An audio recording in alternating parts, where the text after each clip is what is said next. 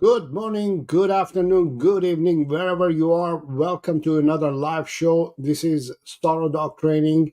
Welcome to the show. In this live video, we're going to discuss, and I'm going to share my tips about how to have the ideal dog. And let me just check everything is good. And we're going to talk about a lot of things. I'm going to answer your questions live as well. So feel free to ask your questions in the chat area. All that and more in today's live session. If you want to learn the negative effects of treat training, which causes your dog to develop bad behaviors and health issues, make sure to subscribe to the channel and hit the bell icon to get notified about our next video. Welcome. Thank you for being here. If you're live, thank you for being here. If you are watching this on a rerun, welcome as well. Thank you for being here and thank you for watching this video. And if you enjoy talking about dogs and learning about dogs and you want to solve your dog's behavioral issues, whether you have a puppy or an older dog, or even a senior, and you want to solve your dog related issues, you're in the correct and the right place. Welcome to the channel. Make sure to subscribe to the channel as well. There's a button right here. It says subscribe. Go ahead and subscribe to the channel. Make sure to turn on the bell notification icon as well, so you will be notified whenever I go live or whenever I post a new video. And today I have some ideas that I want to share with you. Mainly is, how do we have the ideal dog? I'm going to share some tips and solutions for you. I hope you're going to benefit from these. If you're benefiting from these, please give it a like. Make sure that you like this video. And let's get started. So the reason I wanted to do this is because many dog owners, they tell me that, my dog is good, but it's not perfect. So that's the reason mainly I wanted to give you some ideas so you could have the ideal dog. I see that John is here, John Cipolla. Welcome. And the sound is good apparently today. We have a good sound. We have a good video, hopefully. And Happy Paws here. That's John says, hello folks. Happy Paws is here. Thank you for being here. Sorry, you should travel to the United States and show your techniques at seminars and classes. Have you ever considered it these days in 2024? It's something that I think it's a good idea in theory. But when you get involved with doing things like that, it takes over your life. And it's very hard to travel, especially when you have dogs.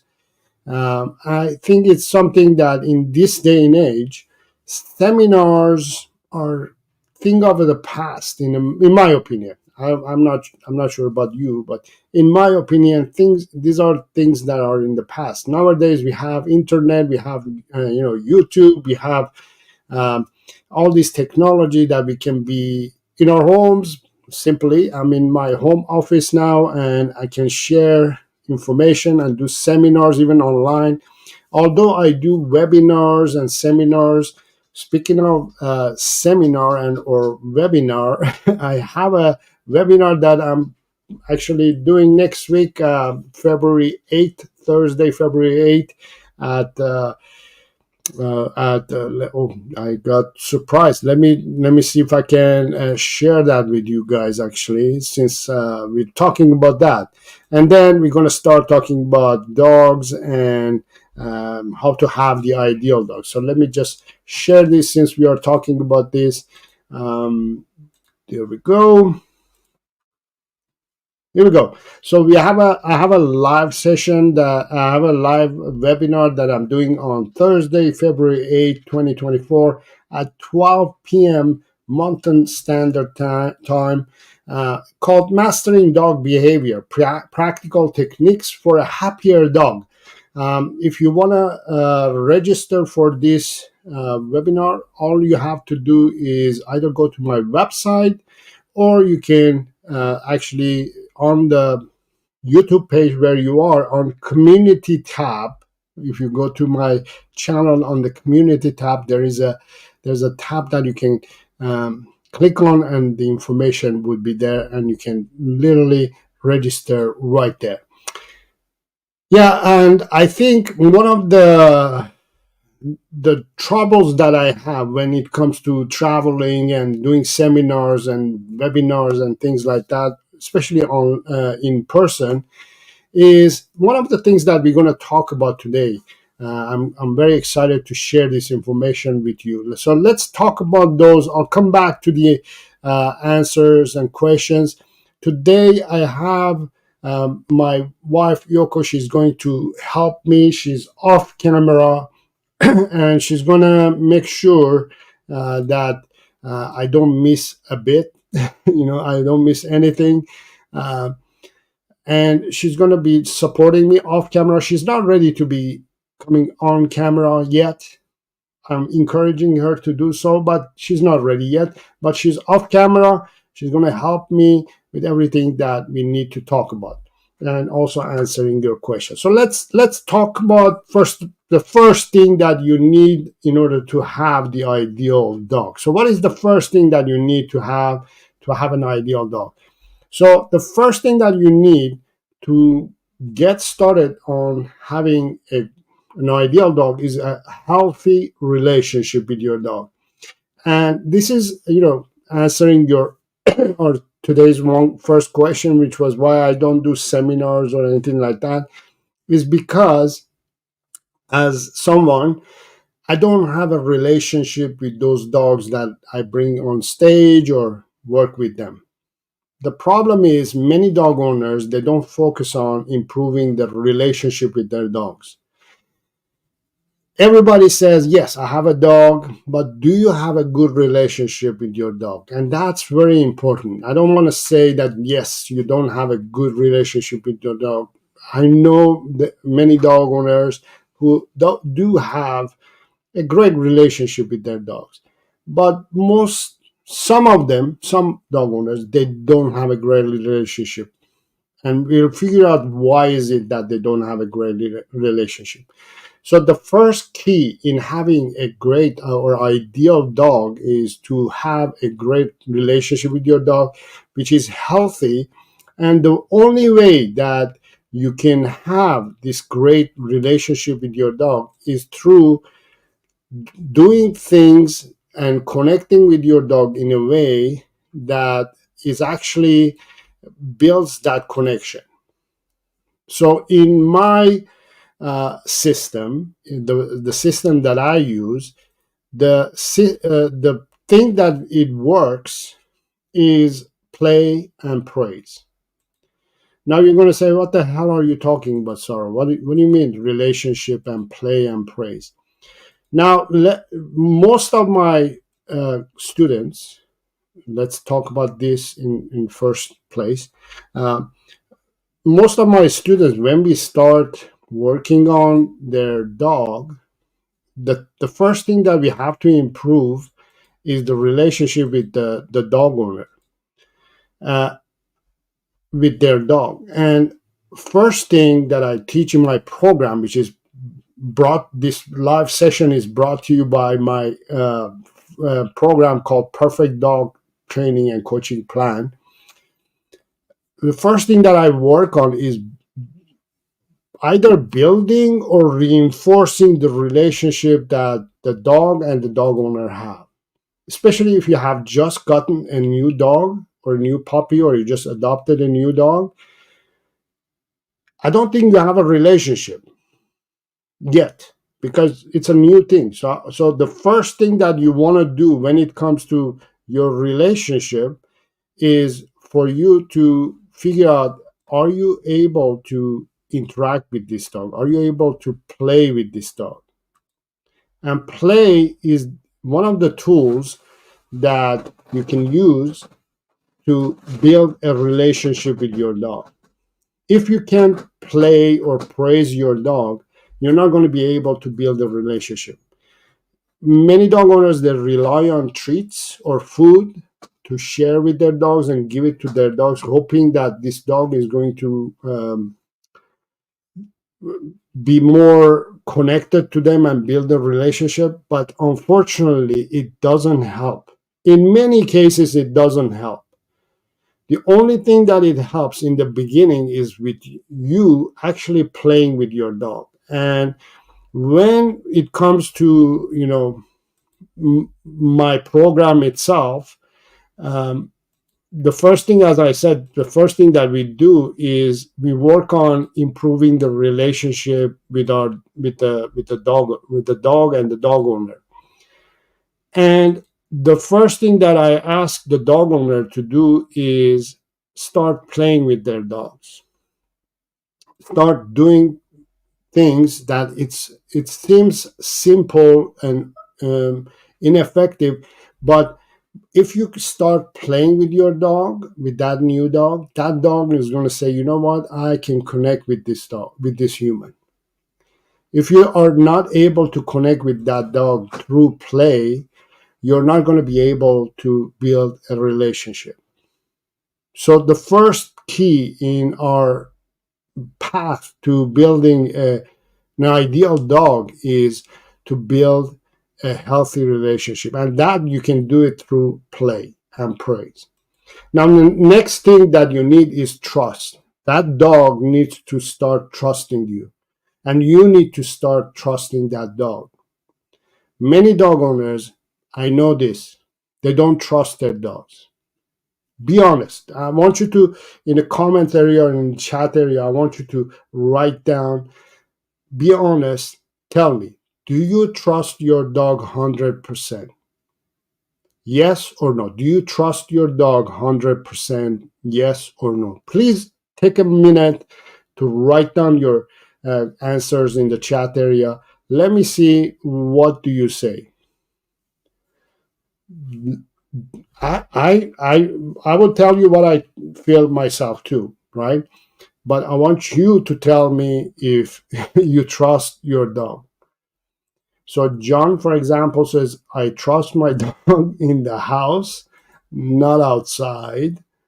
Uh, Inside, yes. Outside, no. So that's not 100% trust, right? So if you don't trust your dog and your dog also doesn't trust you, unfortunately, you're not going to be able to have an ideal dog. You have to have a good relationship first, and then be able to trust your dog and your dog build that trust with you in order to have an ideal dog. And there are a few other more steps that we need to take, which I'm going to go through them in this live session. But do we have any questions that I have to answer right away at this moment?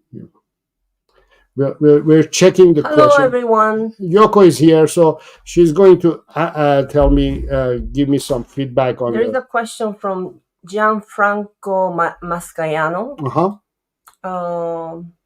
Hi, Saro, to the best. I think he means you're the best. Common sense, experienced, natural, first obvious question. Any thoughts on natural fleas prevention treatments?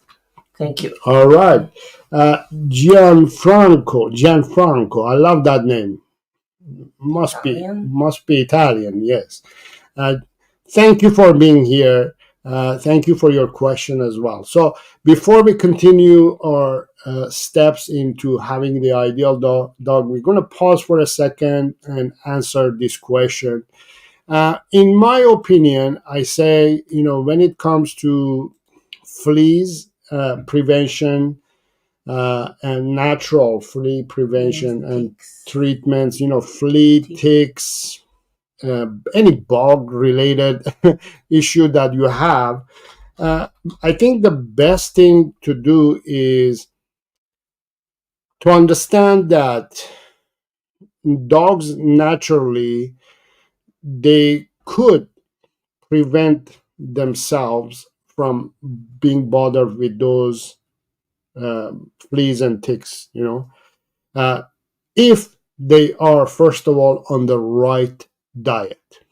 Diet is very important in here, because that's what the internally prevents the dog to have this protection internally to prevent and fight fleas and ticks internally. It has to come internally. You can't apply something on a dog on the skin topically and expect the dog to be prevented or any prevention to happen. Those things, when you apply on the skin, it affects the skin, no matter if it's organic, no matter if it's natural or anything like that. It does affect the skin. It does bother the skin because it's coming from outside outside in. So you want to improve the health of your dog internally. So the best thing that you can do is improve the diet.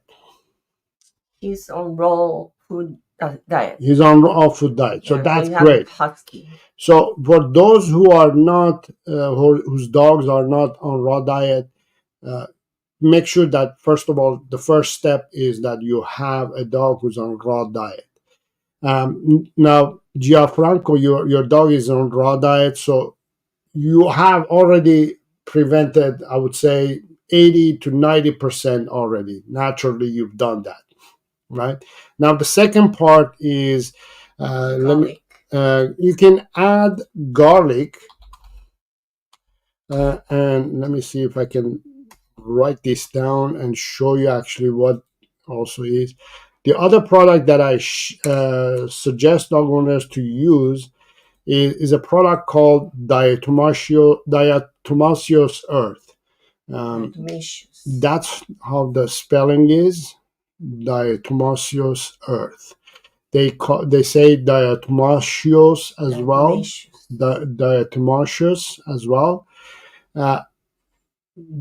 Most people will say DE as well.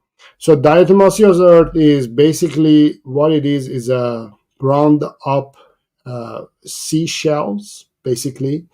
And as you can see, they look like that. What it is, you want to use food grade that you can feed your dog.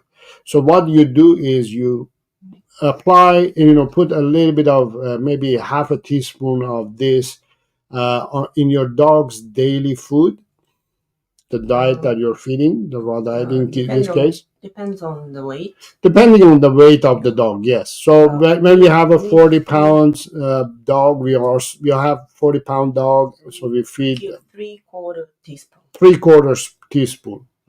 We have a 40-pound dog, we give 3/4 teaspoon of diatomaceous earth in their food. The only thing is that you have to give this orally, preferably with their food, and the only downside is that you have to feed them every day.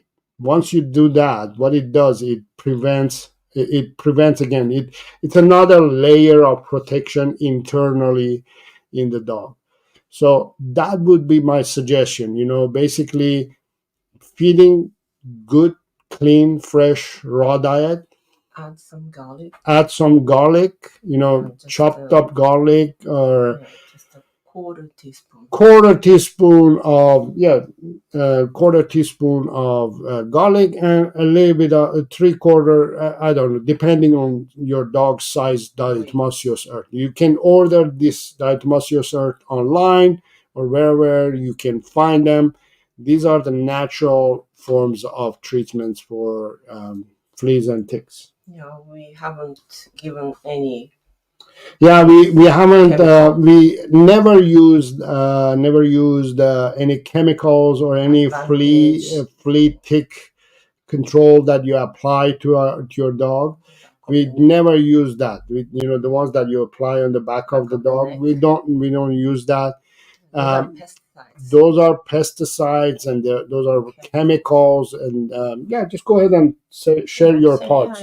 Yeah, it goes into the bloodstream of the dog, so it's not healthy for the dog to have that Yeah. in the body. Yeah, so we don't use those, and we've never had an issue. There was, I remember we used to have a doggy daycare, and dogs there, some of them would catch fleas, and we asked them to not to come to daycare until they had taken care of it. Our dogs never got it. Knock on wood, they never got it, right? And that's because we prevented it from happening. Can I continue, or is there any question that I need to answer right away? I think I'm going to continue here. So let's continue with the steps of how you can have the ideal dog. So we talked about that you have to have a great relationship with your dog. This is something that I'm very specific about this part, because it's the first step. I need to highlight this in a way that you need to understand that relationship. If you don't have a relationship with your dog, nothing is going to work. This is the foundation of your building, right? That you're building with your dog. If you don't have a good relationship, nothing is going to work. I have students that I work with them for a few weeks actually, before even we start on training the dog or even the dog owner. We work on clarifying what relationship really means, and I can't teach you in one session. I can't teach you in two couple of sentences. This is why my program, the a dog's perfect dog plan, is so effective and well done and great, that I'm proud of it, and I'm proud of my students that they work with me, and they understand exactly what really relationship means when we talk about dogs and their relationship with their dogs. I have students who have had dogs for a year or two, and yet they didn't realize that they didn't have a good relationship with their dogs. And number two was trust, right? My question to you was, do you trust your dog? And I'm sure some of you would say no, you don't trust your dog. Some of you may trust your dog indoors, maybe not outdoors. Some of you may even not trust your dog indoors. So trust is very important. Myself, I trust my dogs, and they trust me. Now, how can I be so confident in that? Because I've tested it. Anytime there's something, for example, that bothers my dog or scares my dogs, instead of running away, they come to me. That means they trust me to come for me, for security, for shelter, for support, right? Um, that's one of the tests that you can do. If your dog runs away, there are dogs. I used to uh, hear a lot that, or even now I hear a lot, that dogs go missing, right? Why is it that those dogs go missing? Because they don't know what they're supposed to do when they get lost or they get into a certain state of mind. Their intuition is not telling them, I need to go back home, or I need to go back to mom or dad. Their intuition says, I gotta run. I gotta run like hell. And once they start running and they've gone a couple of kilometers away, and the adrenaline drops, they then realize, oh wow, I'm lost. Where am I? How can I find my mom, my dad? That's when they actually get lost, because now they're way far from you, instead of in the beginning to make that decision of being by you. Does that make sense? So John says, because Rue follows her nose. Yes. So that's another. That's a good point that you're bringing, John. Unfortunate thing about beagles is that they follow their nose. right? Now, what I teach in my program, in Perfect Dog Plan program, what I teach to my students, and I do this myself as well, and I have been doing it myself, and I've kind of focused on that, is that I teach dog owners to learn how to turn off this breed drive, turn on and off. So I'll give you an example. This is a good point that John brought up, and his dog Rue is typical beagle, and they follow the nose, right? So my dog, for example, Jonah. Let me point it. Jonah. He was type of beagle that he would, if he caught something with his nose, he would just go. But I didn't wanna. I didn't wanna make him get lost. I didn't want to lose him, and I didn't want him to get lost. So what I had taught him was that I am the most important, valuable thing in the world. And you can be also a beagle. And I know how important to my beagles are being beagle. And what I do is I teach them that, first of all, I'm the most valuable thing in the world. And second of all, you can be a beagle as well. Go ahead and do whatever you want to do. And what he would do, for example, he would catch a scent and he would go after it. He would look at me and would say, "You know what? Bye bye. I'm going. I have to do this." He would go, and I would hear this woo woo woo woo woo woo woo woo woo, baying, fading out, and then he would get satisfied with that, and then he would he would come back. So, After 10 minutes. after 5-10 minutes, he would come back. So he knew exactly how to find me. He could use his nose to find me. So we had this connection in a way that I could trust him. Again, trust is important here. I trusted him and he trusted me because we had a very healthy, very wonderful relationship. He passed away a few years ago. Now with Harvey, he never in the beginning it was challenging to teach him, right? There was a time that I took him for a walk. We had a doggy daycare, and we used to take dogs, several dogs at the time, for a hike in the woods. I took him with some of the dogs. All those dogs came, and I had just adopted him as well. Not just, but a few months earlier. And I've been working on him and all that. And all the other dogs came back in the van except him. So I had to go return the dogs back in the daycare and go back to look for him. And he was just strolling, coming back. He was just taking his time. So I realized, okay, I got to work on him, right? I got to teach him as well, this thing that you can turn it on. And I started working on that. And ever since then, I've never lost him. He's never gone 10 feet away from me. He's always hanging around me. Now with Annie is different. Annie is a different breed. Like, she's a beagle mix. So she has other breeds in there as well.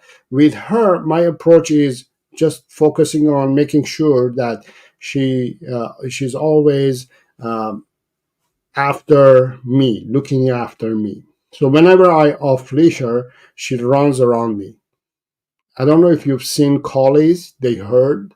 So that's what she does. She runs around me. She runs. So because she's a collie, she's a beagle, collie, lab, boxer. What else? Basset, and few other mixes in there. So I've got few mixes in there. So it's some days are challenging, some days are easy to work with. So that's my solution. You gotta be able to turn on and off the dog's the dog's drive in order to have that trust. So it depends on the dog too. Mm. Jonah, we didn't off leash until he was a year and a half. Yeah. I worked on him for a year and a half. I wanted. He was my first. He was our first beagle, so our dog. So we were learning. We were experimenting. We were figuring things out. So yeah, for a year and a half, we didn't off leash him at all. He was staying on leash. Harvey, on the other hand, we off leashed him since he was a year old, I would say, maybe even 6 months. Yeah.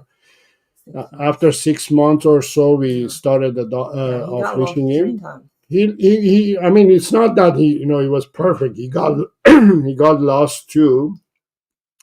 But we found him, and we learned the lesson that we will have to work on him.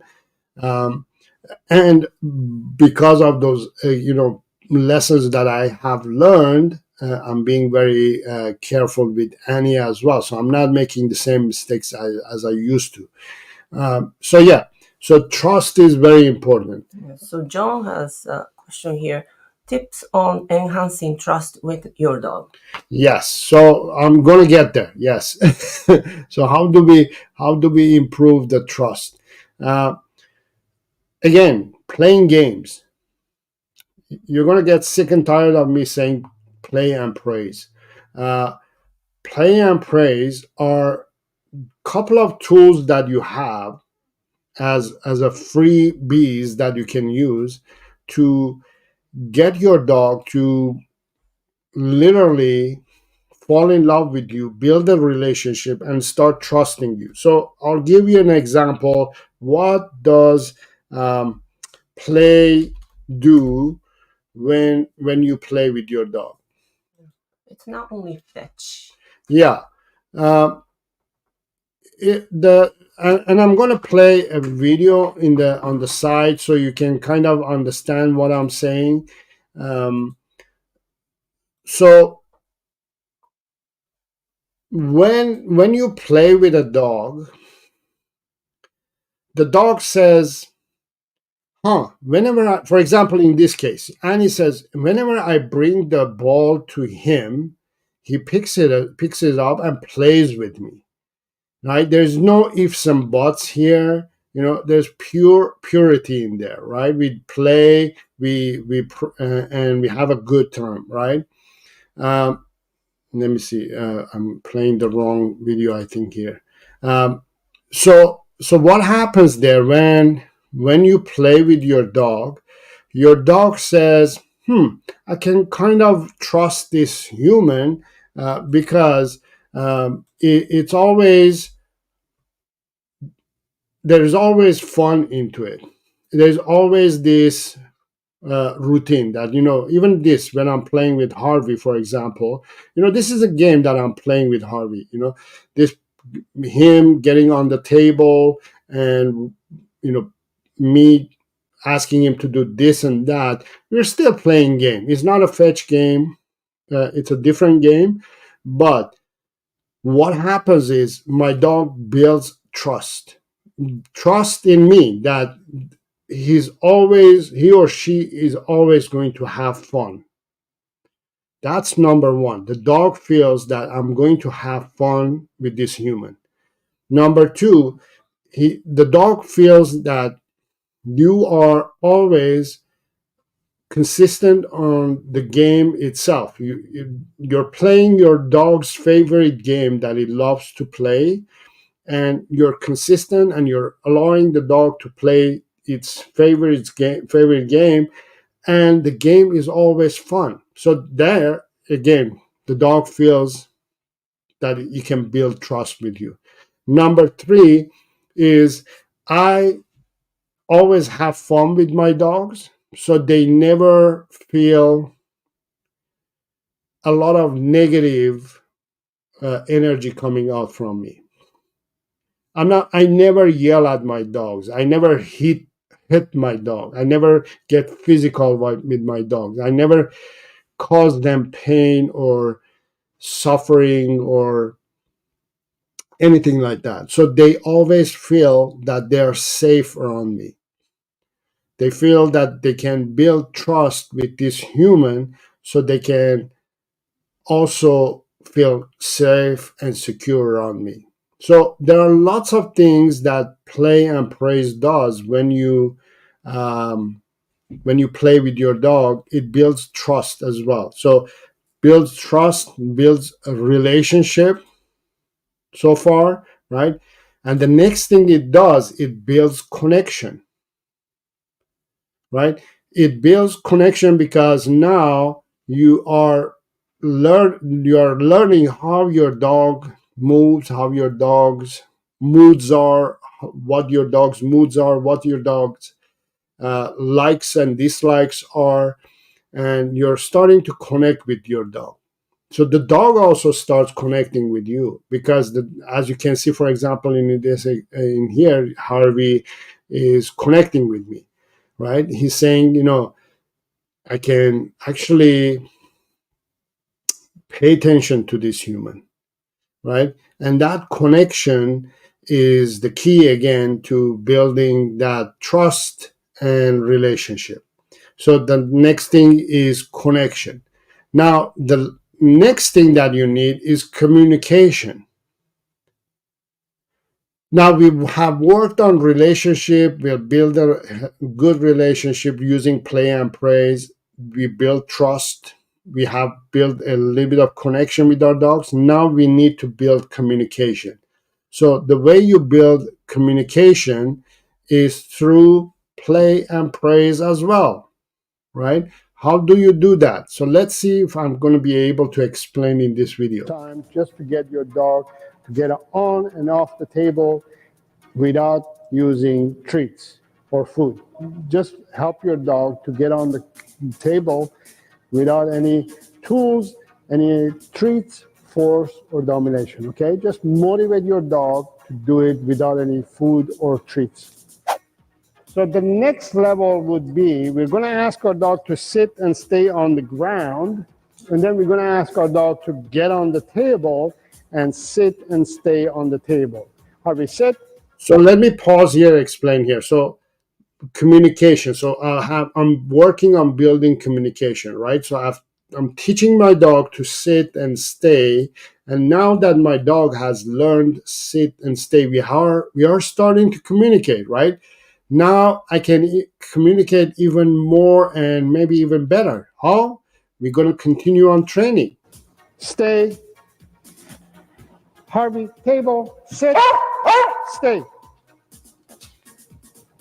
So now our work or homework is to get our dog to sit and stay on the table. In agility, usually they ask the dog to sit and stay, to lie down and stay for 5 seconds, 5 counts. So 5, 4, 3, 2, 1, and go. All right? So yes, good boy. So that's your next challenge, to ask your dog to sit and stay on the table. The longer you can ask your dog to stay, the better. So here it is where obedience comes in hand. So sit, stay. Now, the next level would be to ask our dog to lie down and stay. Let's do that. So Harvey, come. Sit. Stay. Harvey, table. Sit. Down. Stay. 5, 4, 3, 2, 1, and go. Good boy, yeah! He loves it. He loves this. So you can see the way we are building this communication, right? Through play and praise. This is a play. When I talk about play, you play any game that your dog loves. So in this case, Harvey loves to play this. Annie loves to fetch. Your dog may like tug of war. Your dog may even just like to be petted on the head or under the chin. Whatever it is, you find what your dog really loves. So that comes, one of the questions that I always get is what if my dog doesn't like to play, right? What do I do then? Well, the thing is, if your dog doesn't like to play, that means, unfortunately, you don't have a good relationship with your dog. I'm going to be honest with you guys. If you don't know what game your dog likes to play, all dogs love to play any game. A game. You just have to find what is your dog's favorite game. A game could be, as complex as I'm playing with Harvey, or could be as simple as, is that the chin? Is that what? Is that, oh, I'm touching you? Oh, that becomes a game. You never know what game your dog likes. You spend time, energy, and effort to find out what your dog loves, and you play that game with your dog. Once you do that, relationship blows up. It becomes the best relationship that you can build with your dog, because you're now not only you're tapping into what your dog really likes, but you're giving and providing that for your dog as well. So that's how you build relationship, trust, connection, communication. That's called, the steps to having a great dog. And last thing is bond. If you do all these things, then you have a great bond with your dog. If you have a bond with your dog, nothing can break that bond anymore. So many dog owners, they tell me, my dog is aggressive towards other dogs, or does this or does that. That's because you have a broken bond with your dog. Why is it that you have a broken bond with your dog? Because you don't have a clear communication with your dog, right? Probably there's no clear communication. The training hasn't been solidified. Maybe you don't have a good connection with your dog. Your dog hasn't connected well with you to learn that that's what I'm supposed to do with this human. And maybe your dog doesn't trust you. That's why your dog is being aggressive towards other dogs. And maybe you don't have a great relationship with your dog. Or maybe you don't have all four, or one of these things are missing. That's why you don't have a good bond with your dog, and that's why your dog is misbehaving. Now, if you want to improve all these, and you have looked everywhere, you can't find solutions and results, I highly recommend you to join my dog training signature program, which is training and coaching plan. This is an online dog training and coaching plan dedicated to dog owners who are suffering, who are having a hard time with their dogs. And you're saying, you know what, I've tried everything, or I don't know what I'm supposed to do. This is the program for you. If you want to get out of this frustration, stressful life, and you're not enjoying the relationship that you have with your dog, and it's time to improve it, I'm here to help you. And we go in depth in more. It's not a few weeks program. It's not a few month program. It's a lifelong program. It's a program that it doesn't end just because um, you learn something. I want to make sure that you understand what exactly it is. So I'm going to share with you one of my students, latest students, who actually shared this with me the other day, and I happened to be recording it. I asked her if I could post this on my website, and she said yes. When I met you, I had this big white dog. Right. All I did was feed him, and he lived in my house, and he didn't respond to me at all. No relationship. And it just broke my heart. I mean, why have a dog that like he's not even there? Right. I remember you told me just flat off love him. It's crazy. Then I started doing that, pouring crazy attention on him, and now he's the most wonderful. And in closing, I just want to tell anybody who can hear this that you get an A+ and 5 stars. This has been perfect for my dogs. I looked at so many things. I worked with other trainers. Nothing would open that big white dog up. He was so distant. So this is my answer. As I do better, I'm going to do all your classes and I'm going to be asking my questions. And I'm going to have 2 perfect dogs. You get A+, 5 stars, 100% recommendation. Everybody's got to know you're the best. Oh, thank you. And what happens is dog owners get overwhelmed. I'm sure you were one of them. Completely overwhelmed, and they wouldn't take any treats. Yeah. And also you were trying everything, right? You tried this and that and nothing works. But I think once you settle down, and I think that's what most dog owners need, is to slow down and, figure out exactly what they're supposed to do. And this is the reason that I have this program, which is called Perfect Dog Plan. It gives you a plan to follow. You don't have to do a lot. No. You just have to do some stuff. You just have to stop doing certain things. You have to start doing certain things. And once you do that, you're on the roll. And then you can customize it the way you want it, and you can take it easy. You can breathe easy and just go along. And with dog training, it's not that you have to get everything done within a week or two. It's a journey, and you take that journey slowly, and as it will work for your life and also for your dogs. Every dog is different. Every human being is different. You have to figure out what works and what doesn't work with your lifestyle. And I think that's the reason why I think many people are suffering with their dogs, I would say, because they don't have a clear path of what they're supposed to do. One thing people need to know is with your program, they get a lifetime of all your work, and we can watch it anytime we want.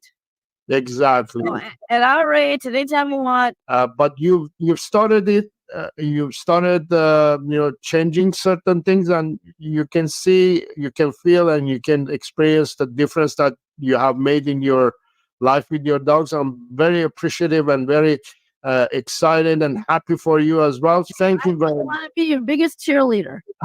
Appreciate it. Thank you very much. Thank you.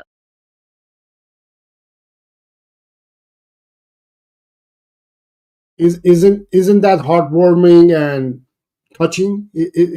That's the joy that I get when I work with my students, my dog owners like you, and they get that eureka moment, and now she is set to succeed in her life with her dog. So if you want to be one of them, please feel free to join my program.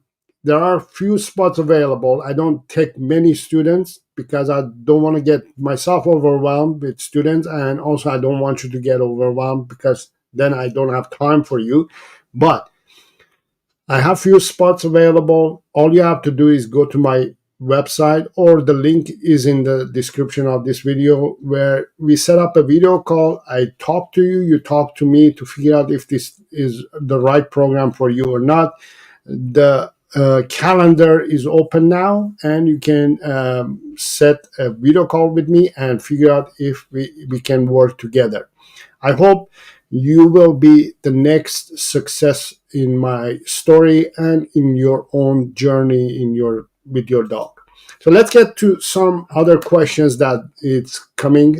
So Happy Paws is saying, Saro, this is an off topic and subject, and have you considered going live or making a video on the business side of dog training? Good question. I think, because of my method and system and the style of dog training that I have, because it's very unique. If you search dog training without the use of treats, aversive tools, or force, nobody's going to show up. I think I will be only the one who's going to show up. I think if you find results, there are going to be dog trainers who are going to say, yeah, we don't use treats, but they use aversive tools and methods. There would be trainers who are going to say, yeah, we don't use treats, but they're going to be using some form of tool or gadget or domination or alpha being alpha. Some may say, yeah, we use play as well, but they use treats as well. So because I'm unique and I don't um, I don't have any competition in a way. At this moment, at this stage, I haven't felt the need of starting a business and teaching a business to others. It is something that I may consider in future when I feel like I'm ready to pass the torch to somebody else or some others.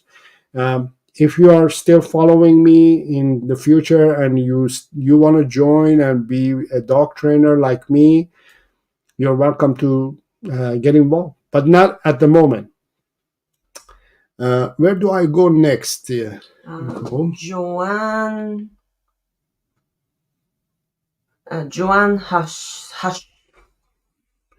Joanne Hush. Yeah, I've just started training my first beagle. Is Joanne Hush? I have a beagle puppy. My first one, I have Dachshund that never ran away, but now we should be Charlie the beagle. I'm not sure allowing her off leash. I've just started training my first beagle pup. She's 12 weeks old. She's very, very good driven, and already got her sit down in one day. She learned her name the first night. Can't do a down, but up. Is there a question? Yeah, there was a question. Okay, so I'm guessing you need some. Yeah, says so Charlie the beagle. I'm not sure allowing her off leash. I think that could be that. So it's 12 weeks old now. That means 3 months old, right? Yeah. Yes. So I don't think it's a good idea to off leash a 12 weeks old dog puppy. The reason for that, regardless of the breed. Regardless of the breed, exactly. Yes. Let me just see. Why is it that I don't see it in my end? Okay. Let me just clarify. So, first of all, I don't recommend to off leash any dog at this age. I think the best time to off leash a dog is probably a year and older. And I don't want to put time limit in there. You have to make sure that you have a good relationship with your beagle. You trust your beagle, and your dog beagle trusts you. You have a healthy, happy, good connection with your dog. Communication or training is solid. So what I mean by that is at least you've done basic obedience, and hopefully you're working on intermediate level of obedience, and you feel that you have a healthy, clear, and solid bond with your dog. If you feel that, then, and it's a year old, and you feel that, okay, my beagle is probably ready now, then you can off leash it. Don't rush to off leash your beagle or your dog at all. It's not, in my opinion, just like we say, driving car is not a privilege, is not a right, it's a privilege, in a way. Being off leash it's kind of, for dogs, I would say it's the right to be off leash in a way, but also it's a privilege if we're living in current society. The problem is when a dog is not ready to be off leashed, it it stresses the dog. It puts a lot of pressure on the dog, and it stresses you, and you feel as a as a dog owner, hey, I want to off leash my dog. I want to rush and make my dog to be off leash. You don't have to rush. Don't put pressure on you and your dog. If you don't feel safe, secure, and ready to go with off leashing, don't do it until you feel 100% confident that your dog is ready to be off leash. And also, again, you have a good relationship, you have a good trust, connection, and communication and bond with your dog. Then you're going to be able to off leash it. So at this stage, I would say, your puppy is, you say, you can, you taught it, it sits within first day and learning his name. All these things are good. These are good signs. One of the things about owning a puppy or any dog actually is that these dogs, they will do anything for you if you do everything for them. They will do anything for you, and it's so easy to train a dog. It's so easy to create the ideal dog. It's the path or the route that we take that it messes up that system. Now, most common reason why dog owners fail at not achieving their goals easily, believe me or not, is when they start using treats to train their dogs. Just look around. 99% of the dogs have been trained by treats. Every dog owner has used treats to train their dogs. Do you see any success in their story? There are a few dogs that you come across on your walks, on your path, in the dog park, that they are just chill, they have no issues, they don't cause any problem or anything like that. But you see many dogs actually that those dogs are reactive. Those dogs want to kill your dog. Those dogs want to attack you, are scared of you, or your dog wants to attack other dogs, right? That's because you've been using the wrong system. The path that you're taking is the wrong path. You're using the wrong reward for your dog, which is treats. Treats for dog shouldn't be the rewards for training. You can give treats for other reasons to your dog, but just because, yeah, you can give it for just because, but don't use treats as main source of reward for your dog. The moment you do that, you start digging yourself a big hole of problems. So don't get involved with training your dog with treats. Start learning how to train your dog using play and praise. And again, if you need help getting to that point that you can train your dog without the use of treats and using play and praise reward system, please join my perfect dog training and coaching plan. All the details are in the description area of this video. I hope you enjoyed today's session. I think that's all for the day. Yes, I answered all the questions. I shared my thoughts. And ask if there's no. Is there any other question? If there is no other question, we're going to end the session for the day. Thank you all for joining today. Thank you for being here. I hope you learned something. I hope you benefited from this live session. If you did, please like this video. Please subscribe to the channel. Please share this video with others as well. Is that it? I think we're good. Thank you, John. Thank you, Joanne. Thank you, Gian Gianfranco, Happy Paws. Thank you all for being here and hanging out with me. I appreciate your time. And I'll see you next time. And until next time, have fun with your dog. See you then. Bye-bye. Take care. Bye.